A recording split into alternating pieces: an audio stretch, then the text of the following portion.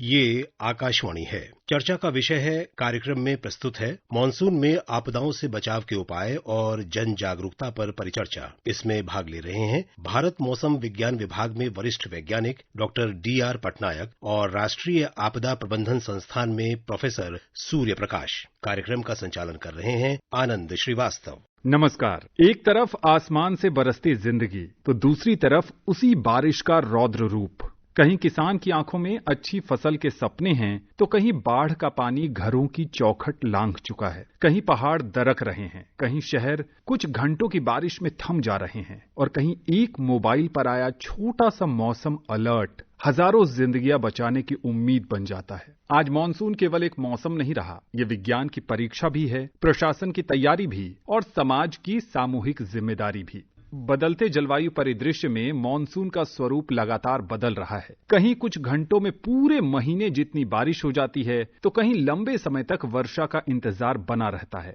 ऐसे में सबसे बड़ा सवाल यही है, क्या हम आने वाले खतरों को समय रहते पहचान पा रहे हैं? क्या हमारी चेतावनी प्रणाली, हमारा आपदा प्रबंधन तंत्र और हमारी सामुदायिक तैयारी इस बदलती चुनौती का सामना करने के लिए पर्याप्त हैं? इन्हीं महत्वपूर्ण सवालों पर आज होगी चर्चा। हमारे साथ हैं भारत मौसम विज्ञान विभाग के वरिष्ठ वैज्ञानिक डॉक्टर डी.आर. पटनायक, जो मौसम पूर्वानुमान और चेतावनी प्रणाली के विशेषज्ञ हैं। साथ ही हमारे साथ जुड़ रहे हैं प्रोफेसर सूर्य प्रकाश, राष्ट्रीय आपदा प्रबंधन संस्थान के विशेषज्ञ, जो आपदा जोखिम न्यूनीकरण और आपदा प्रबंधन की रणनीतियों पर वर्षों से कार्य कर रहे हैं। आप दोनों का आकाशवाणी के इस कार्यक्रम चर्चा का विषय है में बहुत बहुत स्वागत है। नमस्कार। डॉक्टर पटनायक, शुरुआत आपके साथ करते हैं। पिछले कुछ वर्षों में देखा गया है कि कुल मॉनसूनी बारिश भले सामान्य रहे, लेकिन जिसे कहते हैं short duration high intensity rainfall, यानी कम समय में बहुत ज्यादा बारिश की घटनाएं बढ़ गई हैं। आईएमडी अपने मेसो स्केल और अर्ली वार्निंग मॉडल्स को इस सूक्ष्म स्तर के पूर्वानुमान के लिए पिछले कुछ वर्षों में अगर हम कहें तो किस तरीके का अपडेट उसमें आया है, क्या नई तकनीक आई है और उसका कितना असर आप देख रहे हैं? जैसे आपने पहले भी बताया कि ये क्लाइमेट चेंज जो बोलते हैं, क्लाइमेट चेंज के कारण जो हाई इंटेंसिटी रेनफॉल उसका फ्रीक्वेंसी जो है वो नंबर बढ़ रहा है। ये एक बहुत परिमाण में हमारा जितने सारे भी डाटा देखा गया है पिछला 100 साल 50 साल अगर हम देखेंगे तो ये जो जितना heavy rainfall, extremely heavy rainfall का इवेंट जो है उसका फ्रीक्वेंसी बढ़ रहा है। ये क्लाइमेट चेंज के कारण इसलिए हो रहा है कि जब टेम्परेचर बढ़ रहता है तो उसमें जो मॉइस्चर है, वाटर होल्डिंग कैपेसिटी जो है उसका काफी बढ़ जाता है एटमॉस्फेयर में, और जब इंस्टेबिलिटी होता है तो वो हैवी डाउनपोर हो जाता है। इसलिए अगर पूरा रेनफॉल अगर सीजन का मानसून सीजन जैसा जून टू सितंबर में अगर टोटल रेनफॉल अगर कंट्री एज ए होल अगर हम देखेंगे पिछले 30-40 साल में 50 साल में, तो ऐसा कोई सिग्निफिकेंट ट्रेंड नहीं दिखने को मिलता है। वो बहुत अच्छी बात है, हमारा एग्रीकल्चर देश है। लेकिन तो हमारा जो एग्रीकल्चर देश है उसमें क्या होगा कि ये तो हमको अच्छी बात है कि रेनफॉल जो है डिक्रीजिंग ट्रेंड या इंक्रीजिंग ट्रेंड नहीं है। लेकिन जब हम टोटल रेनफॉल को हम डिवाइड कर देते हैं कि एक्सट्रीमली हैवी रेनफॉल जो कि 10 सेंटीमीटर से ज्यादा या 20 सेंटीमीटर से ज्यादा एक दिन में अगर ऐसा होता है तो उसका अगर काउंट करेंगे तो वो सब दिन का बढ़ रहा है। तो आप जैसे सवाल किया कि हमारा प्रणाली में पिछले 5 साल 10 साल में हमने क्या सुधार किया है जो कि उसका आलिया में, तो हमने काफी हमारा इंप्रूवमेंट इसमें किया है। पहली तो बात यह है कि ये शॉर्ट टाइम ड्यूरेशन इवेंट को पहला मॉनिटर करना पड़ता है। मॉनिटर करने पर कि अगर कोई चीज क्लाउड डेवलपमेंट हो रहा है या कुछ इस समय हो रहा है तो ये कि ऐसा इमीडिएटली अगर एक दिन में या 12 घंटा में दे देगा तो उसको हम मॉनिटर कैसे करेंगे? हमारे पास मॉनिटरिंग के लिए बहुत सारे हैं। सरफेस ऑब्जर्वेशन है, हम बैलून छोड़ते हैं, हम ऑटोमेटिक वेदर स्टेशन है, राडार है, सैटेलाइट है, उसमें कंटिन्यूअसली हमारे पास आज 50 राडार है। तो हमने इसमें से कंटिन्यूअसली हम देखते रहते हैं कि कोई ये मैंने कन्वेक्टिव क्लाउड बन रहा है क्या। उसके बाद ये जब हो जाता है तो इमीडिएटली हमने इसका सूचित करते हैं कि ये इसी एरिया में बहुत हैवी रेनफॉल होगा। दूसरा है कि हमारे पास न्यूमेरिकल मॉडल, ये जो वेदर प्रेडिक्शन है खाली हम सैटेलाइट राडार इमेज देख के हम फोरकास्ट नहीं देते हैं, उसमें से नहीं होगा। वो थोड़े से थोड़े हमारा 2 घंटा 3 घंटा के लिए हम बता पाएंगे। लेकिन हम जब 5 दिन पहले कुछ बता रहे हैं कि 7 दिन पहले बता रहे हैं तो इस टाइप का इवेंट होने वाला है 2 दिन के बाद, इसके लिए हमें न्यूमेरिकल मॉडल चाहिए। तो न्यूमेरिकल मॉडल में हमने काफी इंप्रूव किया है। हमारा सब जितना सारे डाटा अभी सैटेलाइट से AWS से सब आ रहा है वो मॉडल में जा रहा है, मॉडल में प्रोसेस हो रहा है, मॉडल का इंप्रूवमेंट हुआ है। हमारे पास सुपर कंप्यूटर आया है। सुपर कंप्यूटर क्यों इसलिए चाहे कि बहुत पावरफुल कंप्यूटर का जरूरत जरूरत पड़ता है जब वेदर प्रेडिक्शन करना पड़ता है। तो पावरफुल कंप्यूटर पहले नहीं था हमारा, अभी हमने लाया है पावरफुल कंप्यूटर, जो कि अभी हमारे पास 20 पेटाफ्लॉप से भी ज्यादा मशीन है। इसका चलते हुए हमारा जो मॉडल का जो भी है अच्छा इंप्रूवमेंट हो गया है। तो इसलिए अर्ली वार्निंग, जो मॉडल फोरकास्ट दे देगा तो हम अर्ली वार्निंग इसमें अच्छे से कर पा रहे हैं, और अर्ली वार्निंग के कारण चलते हमारा वार्निंग जो मैकेनिज्म। बाद में और एक चीज है, ऑब्जर्वेशन हो गया, मॉडलिंग हो गया, कम्युनिकेशन हो गया, उसके बाद हमारा जो डिसीजन सपोर्ट सिस्टम, एक जो बोलते हैं हम जब एक डिसीजन लेते हैं जो कि डिजास्टर मैनेजर को हेल्पफुल होगा, क्योंकि डिजास्टर मैनेजर खाली हम ये हो जाएगा कि ओडिशा में बारिश हो जाएगा ऐसा बोलने से उन्होंने पिन पॉइंट एक्शन नहीं ले पाएंगे। डिजास्टर मैनेजमेंट के लिए आपको एक्यूरेसी चाहिए, आपको लोकेशन स्पेसिफिक चाहिए। तो इसके लिए हम क्या करते हैं, डिसीजन सपोर्ट सिस्टम में उसको हम स्टेट लेवल से फिर हमने डिस्ट्रिक्ट लेवल में आ जाते हैं, डिस्ट्रिक्ट लेवल से फिर कौन सा सिटी लेवल में आते हैं। तो वो इतना फाइन ट्यून करने के लिए हमारा डिसीजन सपोर्ट सिस्टम काफी मददगार होता है। और उसके लिए हमारा सैटेलाइट राडार के साथ साथ हमारा जितना भी मॉडल आउटपुट सब बन रहा है, हमारा मॉडल, और हम कस्टमाइजली दूसरा मॉडल को भी यूटिलाइज करके हम एक कस्टमाइज फोरकास्ट प्रोडक्ट बनाते हैं, जैसे कि हैवी रेनफॉल अभी जैसे ओडिशा में चल रहा है, ये काफी दिन से हमने रेड कलर वार्निंग दिया है। तो ये सब संभव है कि काफी जो ऑब्जर्वेशन, मॉडलिंग, कम्युनिकेशन, हमारा पर डाटा एसिमुलेशन, न्यूमेरिकल मॉडल, फिर हमारा डिसीजन सपोर्ट सिस्टम, ये सारे कंबाइन अगर हम देखेंगे पिछले 10 साल में तो काफी इंप्रूवमेंट हुआ है ministry of earth science India में डिपार्टमेंट। उसके चलते हुए हमारा ये फोरकास्ट एक्यूरेसी भी काफी इंप्रूव। जी डॉक्टर सूर्य प्रकाश, जैसा कि डॉक्टर पटनायक कह रहे हैं कि पिछले कुछ वर्षों में बहुत सारे परिवर्तन हुए हैं मौसम विभाग की प्रणालियों में, जिससे कि जो पूर्वानुमान है वो 100% लगभग सही होने लगे हैं। अब एक व्यवहारिक सवाल पर आते हैं कि जब भी भारी बारिश या बाढ़ की चेतावनी जारी होती है तो एक आम परिवार को अपने घर के स्तर पर क्या सुरक्षात्मक कदम उठाने चाहिए? खासकर अगर हम जैसे बात करें तो कोई इमरजेंसी किट होनी चाहिए, जैसे हम फर्स्ट एड किट रखते हैं अपने घर में, क्या उस तरीके से आपदा के लिए या भारी बारिश की चेतावनी, बाढ़ की चेतावनी के लिए कोई इमरजेंसी किट होनी चाहिए? और उसमें कौन कौन सी जरूरी चीजें होनी चाहिए जो मुसीबत के समय जान बचा सकती है? आनंद जी, आपने बहुत ही महत्वपूर्ण सवाल किया है। जब भी भारी बारिश की हम चेतावनी आती है तो जन समुदाय को तैयार रहने के लिए कहते हैं। न सिर्फ जन समुदाय बल्कि जो हमारे विभिन्न विभाग हैं जो आपदा प्रबंधन के लिए जिन जिम्मेदार हैं उनको भी तैयार रहने को कहा जाता है। अक्सर एक आम व्यक्ति को या परिवार को जब भारी वर्षा की चेतावनी मिलती है उस समय सबसे पहले तो यही होता है कि आपको कहीं भी घर से बाहर निकलने नहीं चाहिए, क्योंकि बाहर रास्ते में कहीं पर भी बाढ़ मिल सकती है, कहीं पुल टूट सकता है, कहीं रास्ते बह सकते हैं, और इस तरह की कई संभावनाएं आपदाओं की होती हैं जो भूस्खलन या बाढ़ या भूमि के खिसकने के रूप में दिखाई दे सकती हैं। तो इमरजेंसीज में आपको एक तो टॉर्च, क्योंकि अक्सर जब भी भारी वर्षा होगी तो पावर सप्लाई ब्रेकआउट होगा, तो उस समय में आपको टॉर्च की एक आवश्यकता रहेगी कि टॉर्च जरूर होनी चाहिए। और इसके अलावा अगर आपको जरूरी है घर से बाहर निकलना तो आपको एक प्रॉपर अम्ब्रेला या रेनकोट वगैरह की जरूरत रहेगी। और इसके साथ में आप जो है कहीं पर अगर जा रहे हैं और कहीं मिट्टी या मलबे से क्रॉस करते हैं तो अगर आप डंडा या रस्सी भी साथ में रखते हैं तो बहुत हेल्पफुल रहता है। इसके अलावा जो जरूरी आपकी दवाइयां वगैरह हैं जो सर्वाइवल किट्स में जरूरी होती हैं, वाइटल मेडिसिन, वो भी आपके पास उपलब्ध रहनी चाहिए, क्योंकि ऐसे समय में हो सकता है बाजार वगैरह भी खुले ना रहें। तो जो भी बारिश का समय होता है और पूरा चेतावनी आती है उसके अनुसार उस समय अवधि के लिए आपको पूर्ण तैयारियां अपने सर्वाइवल के लिए करके रखनी चाहिए। पहले से हम मॉक ड्रिल्स वगैरह करके रखते हैं, इवैक्यूएशन रूट का हमें पता है, कहीं पे फंस गए या रिक्तीकरण करना है तो कौन से सुरक्षित स्थल हैं या कौन से सुरक्षित भवन है जहां पर आप समय रहते हुए अपने बचाव के लिए जा सकते हैं, उनका भी आपको ज्ञान रहना चाहिए। तो ये सब चीजें हैं। इसके अलावा आम व्यक्ति आजकल बारिश के सीजन में कहीं कहीं बाहर पर्वतीय स्थलों पर चले जाते हैं तो वहां पर बड़ा मतलब ध्यान से जाना चाहिए और कोशिश करनी चाहिए भीड़ भाड़ इलाके में या फिसलन वाले इलाके में नहीं जाएं। और कहीं पर भी जैसे ज्यादा लोगों के जाने की संभावना है वहां जाने को आप अवॉइड करें, बचें, ताकि वहां पे भीड़ भाड़ ना हो और किसी तरह की भगदड़ ना मच पाए। तो ये अक्सर होता है कि बारिश के टाइम पे मंदिर में या जो हमारे पिलग्रिमेज प्लेसेस हैं वहां इकट्ठे हो जाते हैं और फिर एकदम बारिश होती है और लोगों में भगदड़ मच जाती है, उसकी वजह से भी कई बार डेथ्स हो जाती है। तो हमको तैयारी के लिए इमरजेंसी किट, जिसमें आपके पास एक टॉर्च होनी चाहिए, वाइटल मेडिसिन होनी चाहिए, और इसके अलावा आपके पास रस्सी या लाठी हो तो और अच्छा है, और अगर सीटी भी रखते हैं तो अच्छा रहता है दूसरों को सचेत करने के लिए या बुलाने के लिए।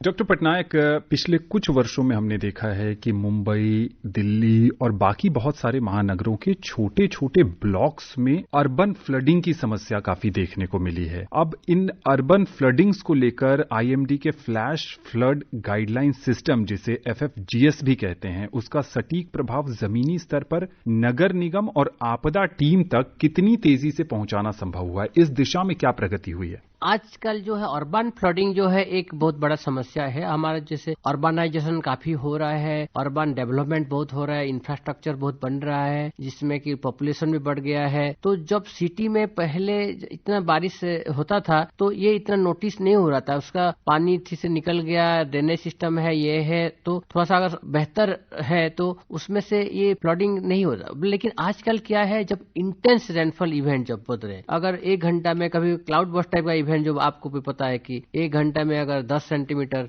बारिश हो जाता है तो उसको हम क्लाउड बर्स्ट टाइप का भी बोलते हैं। तो ये है हाई इंटेंसिटी रेनफॉल इवेंट जब होता है अर्बन में, तो इसमें ये अर्बन फ्लडिंग का समस्या आ रहा है। तो इसलिए अर्बन फ्लडिंग को हम जो आप बता रहे हैं कि फास्ट फ्लड गाइडेंस सिस्टम हमारा जो FFGS है, ये एक WMO वर्ल्ड मेट्रोलॉजिकल ऑर्गेनाइजेशन तरफ से है, ये इंट्रोड्यूस किया है। तो हमारा जो इंडिया में है, हम सारे वाटर शेड रीजन के लिए हम ये अर्बन फ्लडिंग का FFGS है वो देते हैं। तो उसमें क्या हो रहा है कि छोटे छोटे एरिया के लिए भी हमारा सब मैपिंग हुआ है। तो जितना भी रेनफॉल हमको ऑब्जर्वेशन रेनफॉल मिल रहा है वो सारे उसमें आएगा। एंड उसके बाद वो जो सॉयल मॉइस्चर है, क्योंकि जब क्या होता है, जब सॉयल मॉइस्चर ऑलरेडी वेट है तो उसके बाद अगर बारिश हो जाता है तो उसका ड्रेनेज इतना जल्दी पानी निष्कासित नहीं हो पाता है। वो सब चीज उसी मॉडल में रहेगा FFGS, और उसमें हमें कितना रिस्क है ये एक तरह से हम गाइडेंस देते हैं। तो हर दिन हमारा सुबह भी बनता है, शाम को भी बनता है, 2 बार दिन में तो बन रहा है। तो अगले 6 घंटे के लिए देते हैं जो कि ऑब्जर्व रेनफॉल में कितना रिस्क है, और उसके बाद हमारा फोरकास्ट भी अगले 24 आवर्स में जो कहाँ कहाँ ये होने वाला है इसका देते हैं। आज जैसे कि अभी हमने मानसून डिप्रेशन चल रहा है, अभी ओडिशा में काफी किसी जगह में 300 मिलीमीटर रेनफॉल भी हुआ है, 250 बहुत जगह में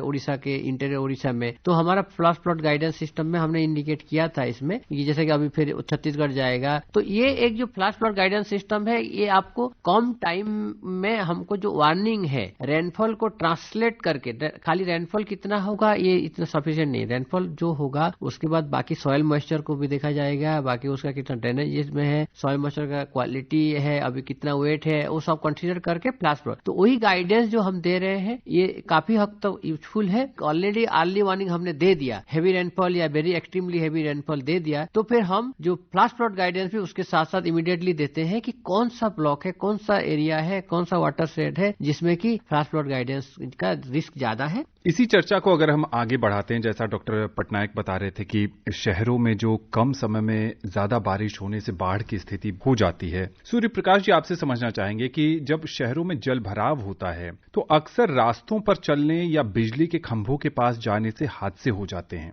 ऐसे जल भराव वाले क्षेत्रों में रहने वाले लोगों को आप क्या कहेंगे कि सड़क पर निकलते समय और घरों के भीतर किन बुनियादी सावधानियों का पालन करें ताकि खुद भी सुरक्षित रहें और आसपास के लोगों को भी वो जागरूक कर सकें? आपने बहुत ही अच्छा सवाल किया है, क्योंकि जब भी बाढ़ आती है तो बाढ़ के साथ ये समस्याएं होती हैं शहरी क्षेत्रों में कि जो अवसंरचनाएं हैं, जो हमारी पावर लाइंस हैं, इलेक्ट्रिकल लाइंस हैं, वो भी कई बार बुरी तरह से क्षतिग्रस्त हो जाती हैं या प्रभावित होती हैं।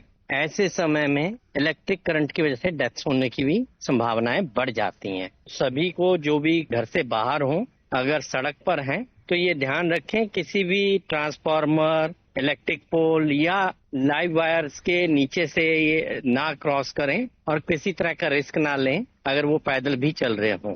दूसरा, अगर घर में आप रह रहे हैं तो जो भूतल पर रहते हैं उनके घरों में भी बाढ़ का पानी आ जाता है, भर जाता है, और कई बार उनका इलेक्ट्रिक कंट्रोल रूम भी बिल्कुल भूतल पर ही होता है जो पानी के अंदर सबमर्ज हो जाता है कई बार। तो उससे को अगर हमने स्विच ऑफ नहीं किया तो उससे भी करंट लगने की संभावनाएं बढ़ जाती हैं। तो ऐसे में आप जो है अपना मेन कंट्रोल रूम जो है या स्विच है उसको हमेशा ऑफ कर दीजिए, ताकि पावर कंटिन्यूटी की वजह से इलेक्ट्रिकल करंट लगने के खतरे कम से कम हो जाएं। और दूसरा, अगर आप शहरी क्षेत्र में हैं और ड्राइविंग कर रहे हैं, सड़कों पर हैं, तो जो लो लाइंग एरियाज हैं, जो सब पासेज हैं या अंडरवेज हैं, उसमें भी हमें ध्यान रखना पड़ेगा कि सबवेज में कई बार लो लाइंग एरिया होता है और काफी पानी भर जाता है, जिसका अंदाजा हमें नहीं लगता है, तो ऐसे में भी डूबने की संभावनाएं भी बढ़ जाती हैं। तो ये 2 बड़े प्रिकॉशन हैं जिसमें हमें ध्यान देने की जरूरत है कि आप किसी भी पानी के भराव क्षेत्र में बिना अंदाज लगाए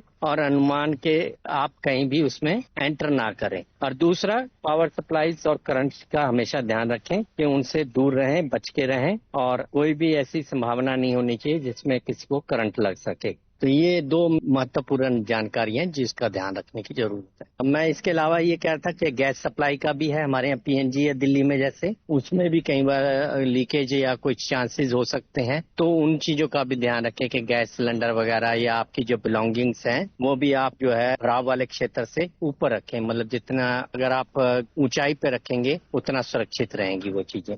डॉक्टर पटनायक, अगर आपसे ये समझने की कोशिश करें कि हाल के वर्षों में डॉपलर वेदर रडार का नेटवर्क काफी बढ़ा है और मौसम के सटीक और नाउकास्टिंग का मतलब तत्काल पूर्वानुमान में आर्टिफिशियल इंटेलिजेंस और रडार तकनीक से जो सुधार आया है, आपसे ये समझना चाहेंगे कि कितने प्रतिशत का सुधार आप देखते हैं और इससे आम जनमानस को कितना फायदा हो रहा है, किसानों के लिए ये कितनी राहत की बात है और सरकारी तंत्र इससे किस तरह लाभान्वित हो रहा है? देखिए, ये अभी जो आप बताए कि डॉपलर राडार हमारा काफी नेटवर्क बढ़ गया है। अभी हम अगर 2014-15 में जो 15-20 राडार के नीचे ही था, उसमें आज हमारा 50 राडार के आसपास आ गया। तो ये डॉपलर राडार में क्या हो रहा है कि जब इंडिया बहुत बड़ा कंट्री है तो सारे जगह में हम जब रडार रखेंगे तो उसका 300 किलोमीटर, कभी 400 किलोमीटर, इफेक्टिवली 200 किलोमीटर, ये रेंज में राडार जो है कोई भी कन्वेक्टिव सेल जो है, जो कि ये हैवी रेनफॉल, जो एक्सट्रीमली हैवी रेनफॉल इवेंट को जो देता है, उसको मॉनिटर करने के लिए राडार एक बहुत उपयोगी है।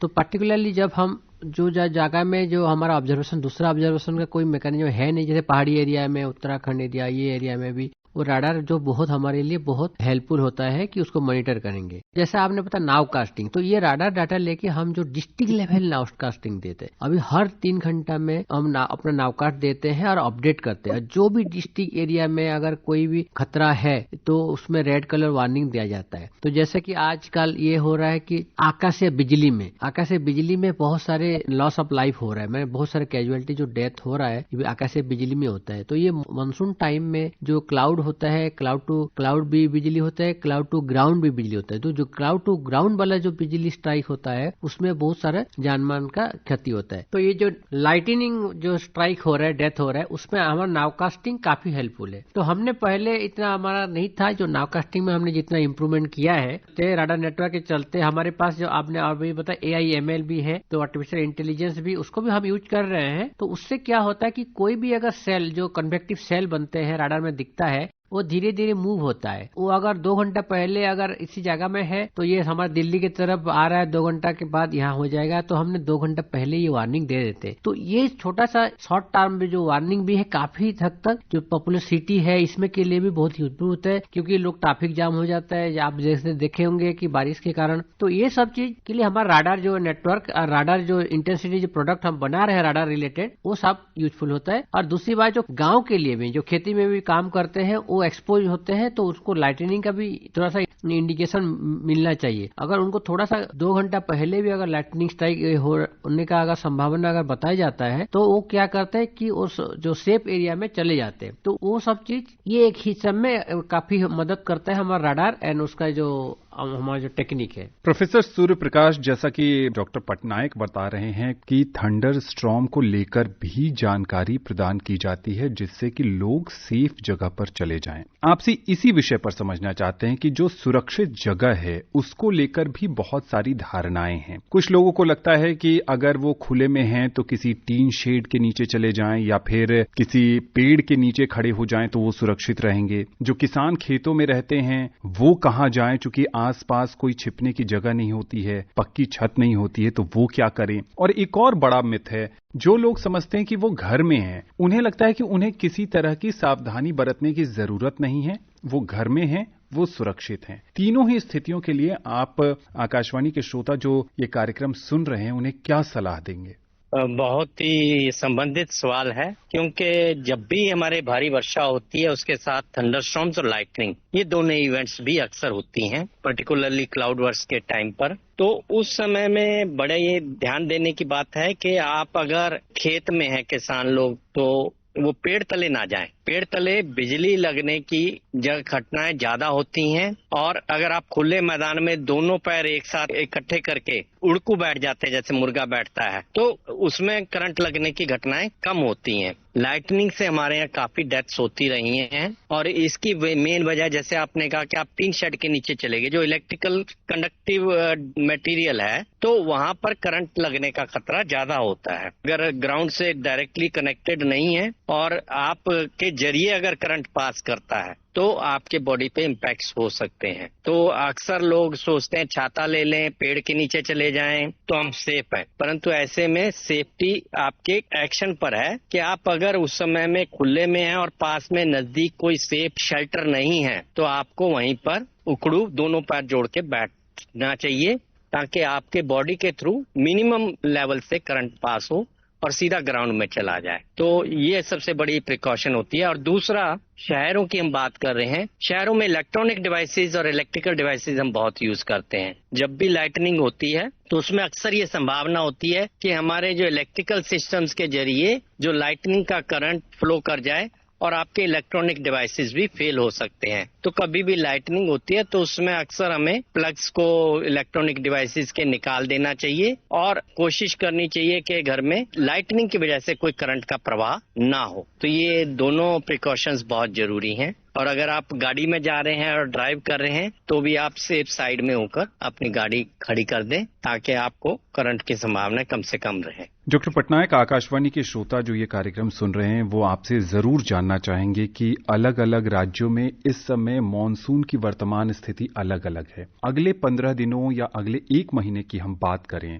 तो भारत के कुछ राज्यों का जिक्र करते हुए अगर समझा पाएं आप कि मॉनसून की क्या स्थिति रहने वाली है। आज तो 29 जुलाई है। आज अगर हम देखेंगे तो एक मानसून टाइम में जो बारिश देता है, मानसून डिप्रेशन सिस्टम जो है बे ऑफ बंगाल के से होते हुए उड़ीसा के बाद इंटीरियर उड़ीसा, थोड़ा सा झारखंड एरिया, छत्तीसगढ़ तरफ मूव हो रहा है। तो आज अभी वो थोड़ा सा छत्तीसगढ़ की तरफ भी एंटर हो रहा है। इससे चलते काफी जो वेस्टर्न उड़ीसा में है, इंटीरियर उड़ीसा में आज जो है रिपोर्ट हो गया, बहुत बारिश रिपोर्ट हुआ है। एक्सट्रीमली हैवी रेनफॉल भी हो गया है। कुछ जगह में 300 मिलीमीटर रेनफॉल भी ज्यादा हुआ है, उससे भी ज्यादा हुआ है। बहुत सारे स्टेशन में है 200 से भी ज्यादा रेनफॉल हुआ है। तो एक्सट्रीमली हैवी रेनफॉल हुआ है। तो ये एक बहुत हैवी रेनफॉल जो है वहाँ उसी एरिया में काफी फ्लडिंग उसके भी चलते, और वो थोड़ा सा वेस्टवर्ड जाएगा तो छत्तीसगढ़ एरिया में भी हमने चेतावनी दिया है, थोड़ा सा विदर्भा एरिया में भी चेतावनी दी है। तो ये जो अभी एक्टिव जो मानसून सेंट्रल इंडिया मध्य भाग में है, 1-2 दिन चलेगा, जब तक ये सिस्टम थोड़ा सा वीक ना हो जाए। तब जब ये उसके बाद थोड़ा सा हो सकता है कि मानसून ट्रफ ऊपर जाएगा, तो थोड़ा सा नॉर्थ इंडिया के पार्ट में भी थोड़ा सा बारिश होगा। जुलाई महीना एंड होने वाला है। जुलाई तो आप रेनी मंथ है, आपको पता है जुलाई में सबसे ज्यादा बारिश जो होता है हमारा मानसून सीजन में जुलाई महीना में होता है। और इस बार भी जुलाई खराब नहीं हुआ है, जुलाई अच्छा हुआ है। 1 जुलाई से अगर आज 3 तक देखेंगे तो हमारा जस्ट 1% रेनफॉल कम हुआ है। जून में हमारा 38% कम हुआ था। तो जुलाई में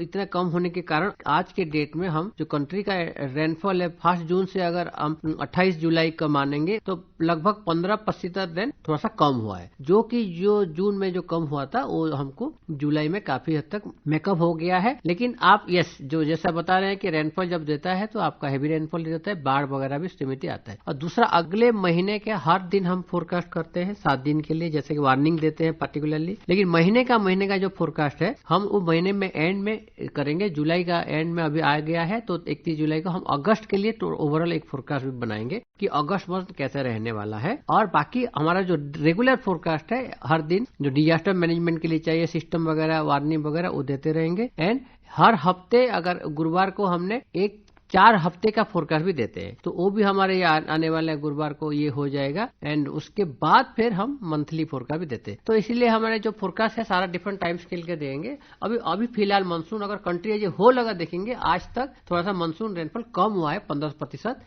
कम रेनफॉल हुआ है। सूर्य प्रकाश जी, आकाशवाणी के इन कार्यक्रमों की कोशिश यही होती है कि श्रोताओं की जिज्ञासाओं को हम समाधान करें और साथ ही साथ समस्याओं का समाधान भी उन तक पहुंचाएं। मॉनसून में बहुत सारे लोग जो होते हैं वो पहाड़ी इलाकों में यात्रा करना पसंद करते हैं। आपने भी कुछ समय पहले उसका जिक्र किया था। वहां अचानक लैंडस्लाइड आ जाती है या फ्लैश फ्लड का खतरा ज्यादा होता है। ऐसे में आपसे जानना चाहेंगे कि सैलानियों या स्थानीय लोग जो वहां की यात्रा की योजना बना रहे हैं या जो वहां हैं, फंस जाने की स्थिति में तुरंत क्या सुरक्षात्मक कदम वो उठाएं? भूस्खलन काफी मात्रा में और कई जगहों पर पहाड़ी पर्वतीय क्षेत्रों में होते हैं, और उसकी जब भी ऐसा घटना में आप अगर उसमें फंस जाते हैं तो सबसे पहला तो ये कि आप अपना बचाव के लिए आपको पता होना चाहिए कि अगर आप फंस गए हैं तो अगर गाड़ी में हैं तो गाड़ी को जो भूस्खलन वाला क्षेत्र है उससे या तो पहले रोक दें या तुरंत आगे निकलने के बाद ही रोकें, बीच में नहीं रोकेंगे। ऐसे में भूस्खलन में दबने की चांसेस बढ़ जाते हैं अगर आपकी गाड़ी भूस्खलन क्षेत्र में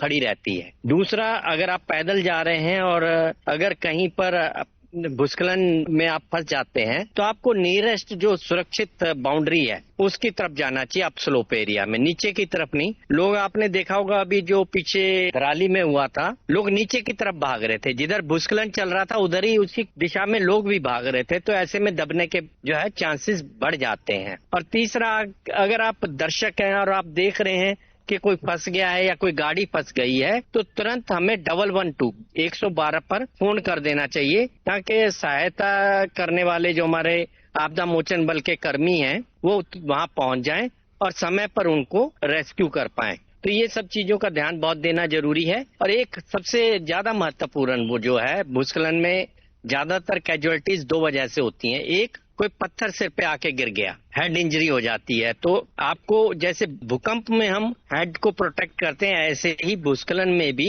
अगर आपदा में फंस जाते हैं तो अपने सिर को हमेशा बचा के रखें, उस सिर पे हाथ डाल लें या कोई और कुछ रख लें ताकि आपको हेड इंजरी नहीं हो। दूसरा, अगर मलबे में फंस जाते हैं तो मलबे में एक हम कहते हैं एस्फिक्सिएशन होता है, मतलब आपके बॉडी के अंदर मलबा चला जाता है और आपको सांस लेने के लिए दिक्कत आने लग जाती है और उसकी वजह से डेथ्स होती हैं। तो ऐसे में कभी भी ऐसा हो तो आपको हमेशा अपना अंदाज लगाना है कि आप कैसे फंसे हैं, ऊपर हैं या नीचे हैं। अगर आप थूकेंगे तो ग्रेविटी से थूक हमेशा आपकी ठोडी की तरफ आएगा, और अगर नाक की तरफ जा रहा है इसका मतलब आप उल्टे हो गए हैं। भूस्खलन में फंसने में कई बार अपने घर में है और घर पूरा उलट पलट जाता है भूस्खलन के दौरान। तो पहले तो अपनी परिस्थिति की जानकारी लेनी है कि हम सही दिशा में ऊपर की तरफ हैं या उलट गए हैं। तो ऐसे कई सारे प्रिकॉशंस को हमें देना है और ध्यान रखना है ताकि घबराहट ना हो और आप अपने बचाव के लिए उपाय कर पाएं। इससे पूर्व आपको उनके संकेत भी देखने हैं। भूस्खलन जब भी शुरू होता है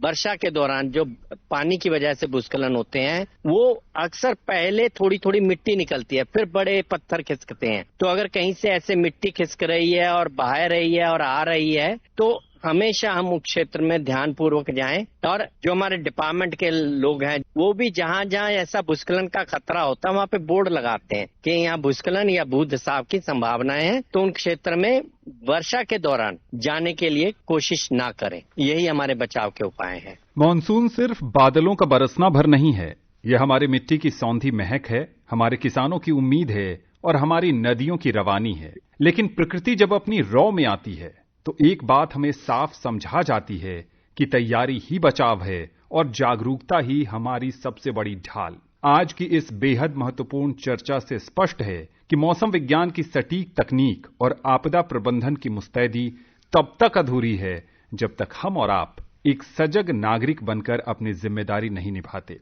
जरा सी सावधानी, सही जानकारी और आपदा के समय एक दूसरे का थमा हुआ हाथ किसी का घर बहने से बचा सकता है, किसी की जिंदगी बचा सकता है। आज की इस चर्चा में भाग लेने के लिए डॉक्टर पटनायक आपका, प्रोफेसर सूर्य प्रकाश आपका बहुत बहुत आभार। नमस्कार। धन्यवाद आपका भी। अभी आप सुन रहे थे मॉनसून में आपदाओं से बचाव के उपाय और जन जागरूकता पर परिचर्चा। इसमें भाग ले रहे थे भारत मौसम विज्ञान विभाग में वरिष्ठ वैज्ञानिक डॉक्टर D.R. पटनायक और राष्ट्रीय आपदा प्रबंधन संस्थान में प्रोफेसर सूर्य प्रकाश। कार्यक्रम का संचालन कर रहे थे आनंद श्रीवास्तव। ये कार्यक्रम आकाशवाणी के समाचार सेवा प्रभाग द्वारा प्रस्तुत किया गया। इसे आप हमारे mobile app news on AIR और YouTube channel news on AIR official पर भी सुन सकते हैं। इस कार्यक्रम के संबंध में अपनी प्रतिक्रिया आप हमें ईमेल या व्हाट्सएप के माध्यम से भेज सकते हैं। ईमेल का पता है airnsdtalks@gmail.com और व्हाट्सएप नंबर है 9289094044। चर्चा का विषय है।